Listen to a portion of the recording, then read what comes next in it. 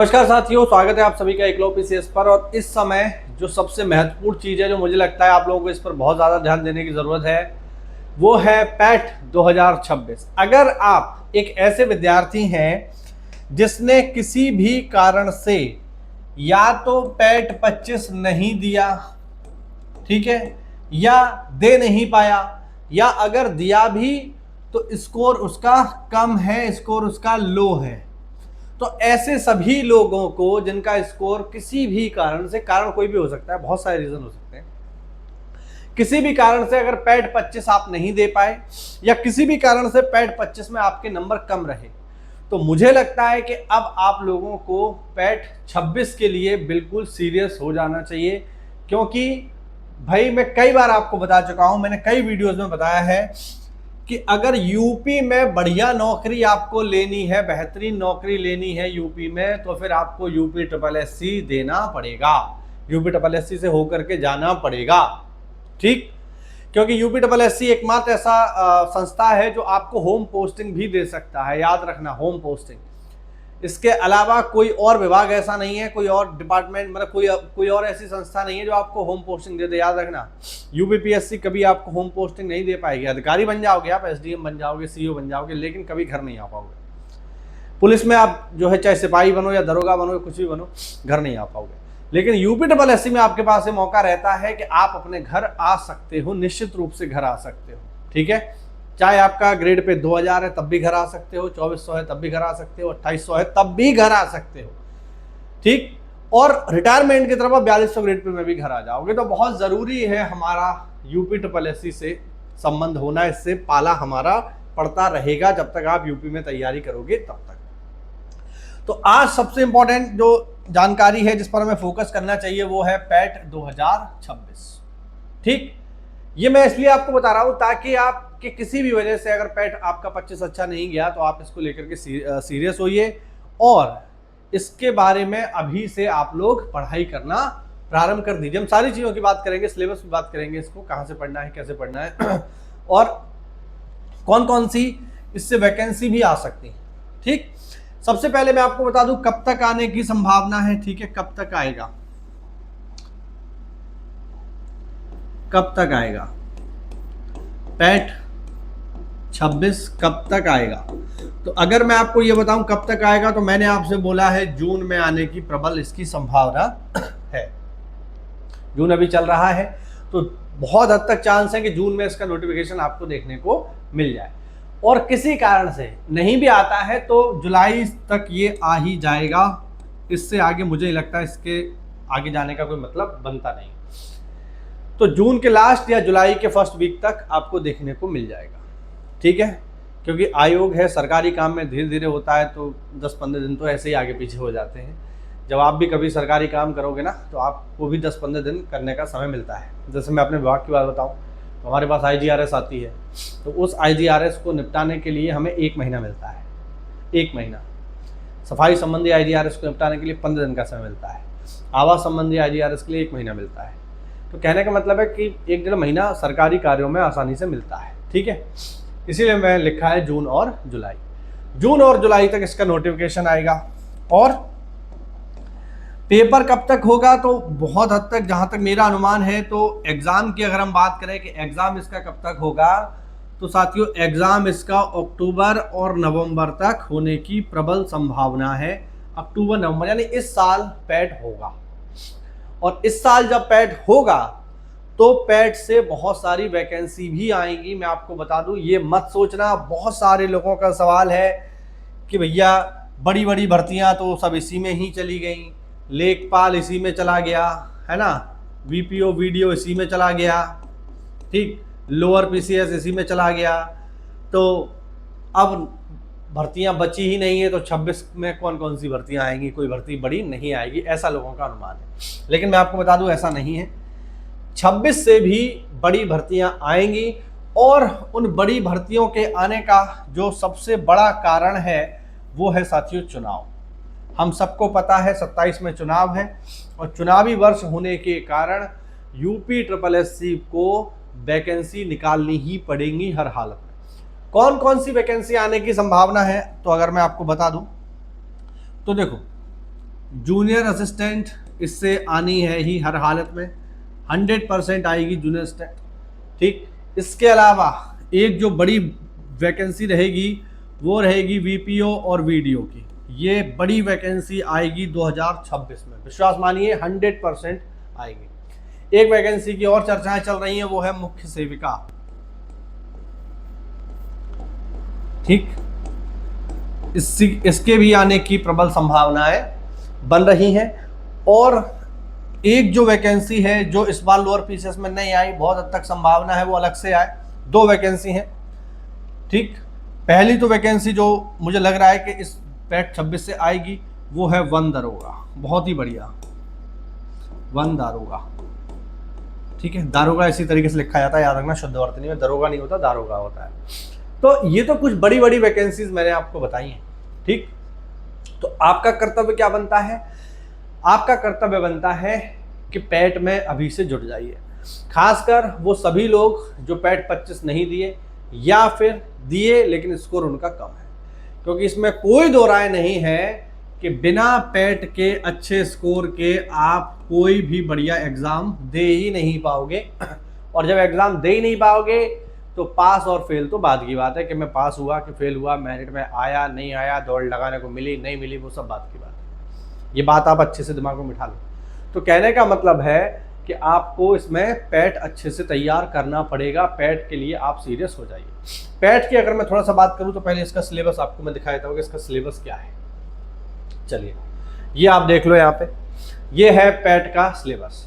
ठीक है, हाँ, पैट में क्या क्या आता है मोटा मोटा देखो। हिस्ट्री आती है, पहले मैं बता दूं आपको, जियोग्राफी आती है, इसके अलावा इंडियन इकोनॉमी आएगी, इंडियन कॉन्स्टिट्यूशन आएगा, जनरल साइंस आएगा, अरिथमेटिक आएगा, जनरल हिंदी आएगी, general English, logic and reasoning, current affair, general awareness, ये आपके रहेंगे। इसके अलावा 10 नंबर का अपठित हिंदी गद्यांश, 10 नंबर का ग्राफ की व्याख्या और 10 नंबर का टेबल यानी तालिका की व्याख्या।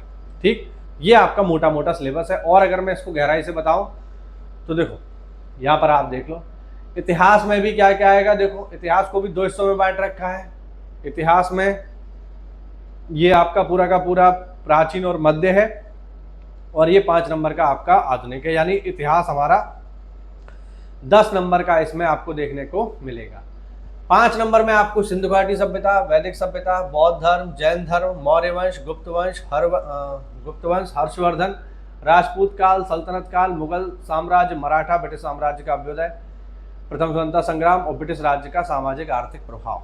ठीक, हाँ, इसके अलावा अच्छा, इनको देखो किस तरीके से पढ़ना है ये भी मैं आपको बता दूं। इनमें आपको प्रत्येक, देखिए, इसमें पढ़ना टॉपिक के अनुसार। ठीक है, टॉपिक वाइज आप इसको पढ़िएगा और जितना ज़रूरी है उतना ही पढ़ना। बहुत ज़्यादा घुस के बहुत ज़्यादा गहराई में जाने की कोई आवश्यकता नहीं है, लेकिन इस चीज़ का विशेष ध्यान रहे कि कोई भी टॉपिक छूटे ना। जैसे अगर हर्षवर्धन दिया हुआ है तो आपको वर्धन वंश या पुष्यभूति वंश की पूरी जानकारी होनी चाहिए कि साहब राज्यवर्धन कौन है, हर्षवर्धन कौन है, ठीक है, राज्यश्री कौन है, कहाँ पे शासन कर रहे हैं हर्षवर्धन का शासन क्षेत्र क्या है, ठीक है, किस किस के साथ इन्होंने युद्ध किया है वो आपको पता होना चाहिए। ठीक, तो ये बेसिक जानकारी आपको पूरी होनी चाहिए। अगर वैदिक संस्कृति लिखा है तो वैदिक साहित्य कौन कौन से होते हैं, कितने प्रकार के वैदिक साहित्य होते हैं, ये आपको पता होना चाहिए। कहने का मतलब है जो भी टॉपिक दिया हुआ है इसमें, जो भी लिखा है, एटलीस्ट आप उसको एक बार पढ़ के जरूर जाना। ये मत सोचना मैं इसको छोड़ दूं। ठीक है, ऐसे ही राष्ट्रीय आंदोलन है तो प्रारंभिक वर्ष, स्वदेशी आंदोलन, सविनय अवज्ञा आंदोलन, क्रांतिकारी आंदोलन, उग्र राष्ट्रवाद का मतलब क्या हुआ कि वो समय जब जो हमारे ऐसे नेता थे जिनके विचार थोड़े से उग्र थे, जैसे चंद्रशेखर आजाद हो गए, राम प्रसाद बिस्मिल हो गए, अशफाक उल्लाह खां हो गए, सरदार भगत सिंह हो गए, ठीक है, रास बिहारी घोष हो गए। तो इन लोगों ने क्या किया, उग्र क्रांतिकारी का रास्ता अपनाया है। तो इनके बारे में आपको पढ़ के जाना पड़ेगा। बात समझ रहे हो? क्योंकि यहाँ से अच्छे क्वेश्चन पेपर में आ जाते हैं। जैसे मुझे याद है एक बार पैट 22/23 में, शायद 23/24 में पूछा गया था एक सवाल कि महात्मा गांधी ने लंगोटी किस आंदोलन से पहनना शुरू किया। इस तरीके के सवाल पेपर में आ सकते हैं। तो कहने का मतलब है कि आपको इन सारे टॉपिक्स को एक बार पढ़ना जरूर है। ज्योग्राफी में हम देखें तो नदियां और नदी घाटी, भूजल संसाधन, पर्वत, पहाड़ियां, हिमनद, मरुस्थल, वन, खनिज संसाधन, विशेषकर भारत के संदर्भ में। तो इंडियन ज्योग्राफी का जो फिजिकल ज्योग्राफी वाला एरिया है वो आपको यहाँ पूरा पढ़ना है, ठीक है। भारत में बहुत सारी नदियाँ हैं, हिमालयी बहुत सारी रिवर हैं, इसके अलावा जो दक्षिण भारत है वहाँ से भी बहुत सारी रिवर्स निकलती हैं। कुछ नदियाँ अरब सागर में जाती हैं, कुछ नदियाँ बंगाल की खाड़ी में जाती हैं, कुछ आपका जो सबसे नीचे का इलाका है, ठीक है, हिंद महासागर का, वहाँ पर भी जाकर के कुछ नदियाँ समाप्त होती हैं। तो ये बेसिकली पूरा आपको पढ़ना है। प्रमुख पर्वत पढ़ने हैं, पहाड़ियाँ पढ़नी हैं कौन कौन से, ठीक है। अभी पेपर में आपसे पूछ लेगा कि बताइए पूर्वी घाट की सबसे ऊंची चोटी कौन सी है, तो आपको बताना पड़ेगा, ठीक है। तो इस तरीके से यहाँ पे एग्जाम में सवाल आपसे पूछे जाएंगे, ठीक है। इसके अलावा भारत और विश्व का राजनीतिक भूगोल, राजनीतिक भूगोल का मतलब है सीमाएं वगैरह, ठीक है, सीमाएं, राजधानियां, ये सब, ठीक। जलवायु और मौसम, भारत की जलवायु कैसी है, विश्व की जलवायु किस तरीके से निर्धारित होती है, जलवायु परिवर्तन कैसे होता है, ठीक है, टाइम जोन, ठीक। इसके अलावा अब आ जाओ अर्थव्यवस्था पे। अर्थव्यवस्था में आप देखो योजना आयोग आप लोग पढ़ लेना। योजना आयोग मैं समझता हूँ आप लोग जानते ही होंगे। योजना आयोग मतलब इसका गठन कब हुआ है, तो 15 मार्च 1950 को योजना आयोग का गठन हुआ था। योजना आयोग का नाम बदली हो गया है, नीति आयोग हो गया है ना। क्या काम करता है, पंचवर्षीय योजनाएं पढ़ के जाइएगा। मिश्रित अर्थव्यवस्था, अब मिश्रित अर्थव्यवस्था है तो फिर आपको ये भी पता होना चाहिए कि अर्थव्यवस्था कितने प्रकार की होती है, तो वो बेसिक आप सारा पढ़ लेना। पूंजीवादी अर्थव्यवस्था, समाजवादी अर्थव्यवस्था, मिश्रित अर्थव्यवस्था, ठीक है, किस तरीके से इनको हमने विभाजित किया, ये सब आप लोग पढ़ करके जाना, ठीक। हरित क्रांति, अब हरित क्रांति लिखा है तो क्रांति जितनी भी है, चाहे हरित क्रांति है, चाहे गोल क्रांति है, चाहे सुनहरी क्रांति है, चाहे भूरी क्रांति है, चाहे काली क्रांति है, चाहे गुलाबी क्रांति है, इन सबको पढ़ लेना, हो सकता है पेपर में क्वेश्चन आ जाए। दुग्ध विकास, ऑपरेशन फ्लड, ठीक है, तो ये सब है। बैंकों का राष्ट्रीयकरण, ठीक। 1991 के आर्थिक सुधार, 1991 के आर्थिक सुधार क्या थे, बेसिकली इंडियन इकोनॉमी को ओपन कर दिया गया। तो किस पंचवर्षीय योजना में इंडियन इकोनॉमी को दुनिया के लिए ओपन किया गया, बात समझ रहे हैं। उस समय वित्त मंत्री कौन था, प्रधानमंत्री कौन था, तो ये सब आपसे पेपर में पूछे जाने वाली चीजें हैं। एक एक पॉइंट को याद रखना, एक एक पॉइंट को पढ़ के जाना है हमें यहाँ पे, ठीक है। आर्थिक सुधार, जीएसटी के संविधान के किस संशोधन में है, ठीक है, कितने प्रकार का है, ये चीज। फिर आ जाता है हमारा इंडियन कॉन्स्टिट्यूशन। तो भारतीय संविधान की मुख्य विशेषताएं, जब हमने कह दिया मुख्य विशेषताएं, तो बेसिक जितनी भी जानकारी है कि भारतीय संविधान के कितने भाग हैं, कितने दिन में बना, कितने लोगों ने बनाया, बात समझ रहे हैं। मुख्य विशेषता क्या है, ठीक। फंडामेंटल राइट किस भाग में है, डीपीएसपी किस भाग में है, राष्ट्रपति किस भाग में है, तो सामान्य जानकारी वो सब इसमें आ जाएगी। फिर राज्य के नीति निर्देशक तत्व, डीपीएसपी आ गए। फंडामेंटल राइट और फंडामेंटल ड्यूटीज, ये बहुत ज़रूरी है, 5 अंक में है आपके, ठीक है, ये सारा कुछ 5 अंक में है। संसदीय प्रणाली है, ठीक है, न्यायिक ढांचा, सुप्रीम कोर्ट, उसके नीचे हाई कोर्ट, उसके नीचे डिस्ट्रिक्ट कोर्ट, तो ये सारा का सारा सिस्टम कैसे है। स्थानीय निकाय और पंचायती राज, अब मान लो कल को वीपीओ की वैकेंसी आई तो फिर तो आपको पढ़ना ही पड़ेगा, पूरा का पूरा पंचायती राज एक्ट ही पढ़ना पड़ेगा आपको 1947 का। तो ये सब आपका 5 नंबर में है। सामान्य विज्ञान भी 5 अंक में है, ठीक है, बेसिक है आपका, फिजिक्स, केमिस्ट्री, बायो, और मैथमेटिक्स से 5 अंक का बहुत ही सामान्य है। हालांकि मैथमेटिक्स में मेरा कोई एक्सपर्टीज नहीं है, लेकिन हाँ मुझे लगता है कोई बहुत ज़्यादा कठिन चीज़ इसमें नहीं है। आप लोग तो कर ले जाओगे, ठीक है, कोई दिक्कत आपको नहीं आएगी।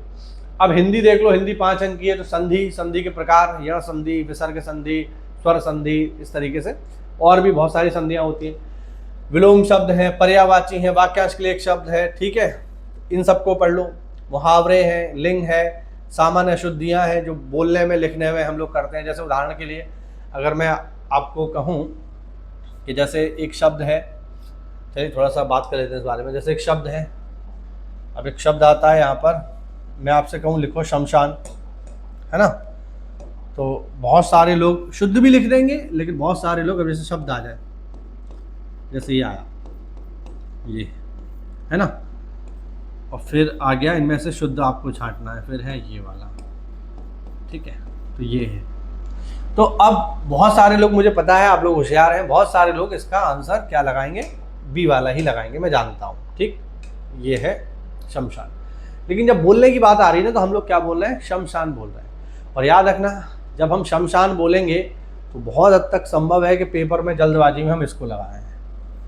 याद रखना, ये शमशान नहीं है, ये है इश्मशान। इसको क्या बोलते हैं, इश्मशान, ये सही वर्तनी जो है इसकी इश्मशान है। तो सही बोलिए तभी आप पेपर में सही टिक कर पाओगे। तो हिंदी में इस तरीके की बातें आपको थोड़ा सा ध्यान रखनी है। जैसे यहाँ पर एक शब्द लिखा है दरोगा, अब लोग बोलते क्या दरोगा, लेकिन होता क्या है दारोगा होता है, याद रखना, ठीक है ना। तो ये है इस तरीके से एक शब्द हिंदी में आता है शुद्ध वर्तनी के लिए, ये है श्रृंगार, ठीक। तो यहाँ पर आपको देखना पड़ेगा, बहुत से लोग इसको ऐसे लिखते हैं, है ना, लेकिन ये शुद्ध है, ये अशुद्ध है।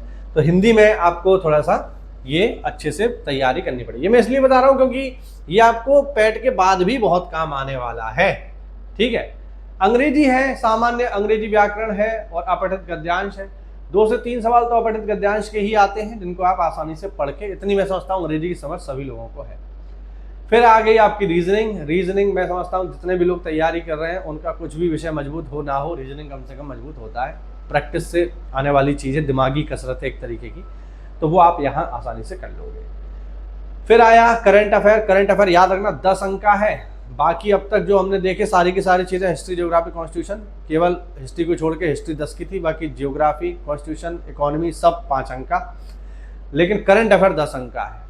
तो करंट अफेयर हमें कहाँ तक पढ़ना है, देखो अगर मान लीजिए अक्टूबर में पेपर हुआ तो फिर आप जनवरी से उठा लो, जनवरी से अक्टूबर तक की सभी घटनाएं देख डालो, क्योंकि मेनली 10 महीने का ही करंट इंपॉर्टेंट होता है एग्जाम के लिए, उससे ज़्यादा पुराना आपको नहीं पढ़ना है, क्योंकि आ भी जाएगा तो फिर आप कर नहीं पाओगे उसको, ठीक है। फिर जनरल अवेयरनेस है, अब ये इसमें ज़्यादातर चीज़ें आपकी जो जीएस वाला सेगमेंट है उसी में कवर हो जाएंगी। जैसे भारत के पड़ोसी देश आप भूगोल में पढ़ लोगे, देश, राजधानी, मुद्रा भूगोल में पढ़ लोगे, राज्य तथा केंद्र शासित प्रदेश भूगोल में पढ़ लोगे, संसद, राज्यसभा, लोकसभा, विधानसभा संविधान में पढ़ लोगे, राष्ट्रीय तथा अंतर्राष्ट्रीय दिवस ये स्टैटिक में पढ़ लोगे, विश्व स्वास्थ्य संगठन और मुख्यालय विश्व संगठन और मुख्यालय ये इकोनॉमी में भी कवर हो जाते हैं, जियोग्राफी में भी हो जाते हैं।